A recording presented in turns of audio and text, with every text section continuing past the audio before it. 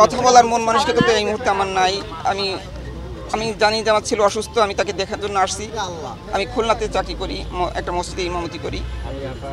তো আমিও আসছি, আসার পরে ও অসুস্থ ছিল জানতাম, কিন্তু আসার পরে আল্লাহ পাক যে আমার তকদিরে রাখছে এটাই সবচেয়ে বড় কথা। যে আসলে কি ভাবা বলে বোঝানো যাবে না।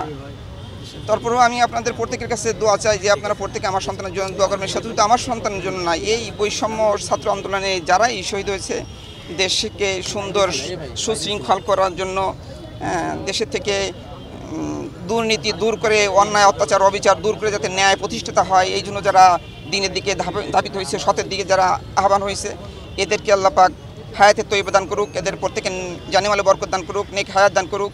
সাথে সাথে এদের মুরব্বিয়ান ইকরাম যারা আছেন, বাবা আত্মীয় স্বজন আছেন, প্রত্যেকে যেন আল্লাহ পাক হায়াতে তৈয়বা দান করে। প্রত্যেকে আর যারা দুনিয়া থেকে চলে গেছেন তেনাদের প্রত্যেকে আল্লাহ পাক জান্নাতের উঁচু মাকাম দান করেন। সাথে সাথে যেন আল্লাহ পাক এনাদের প্রত্যেকে আত্মীয় স্বজন যারা আছে প্রত্যেকে সবরে জামিল ইখতিয়ার করতে পারে সেই তৌফিক তিনাদেরকে আল্লাহ পাক দান করেন। তো সাথে সাথে আমার জন্য আপনারা দোয়া করবেন। আমিও সমস্ত দেশবাসীর জন্য, সকলের জন্য দোয়া করি। আসলে ছোটোবেলা থেকে আমার ভিতরে প্রেরণা ছিল, বিদায় আজকে আমার সন্তান ওই দিনের পথে গেছে।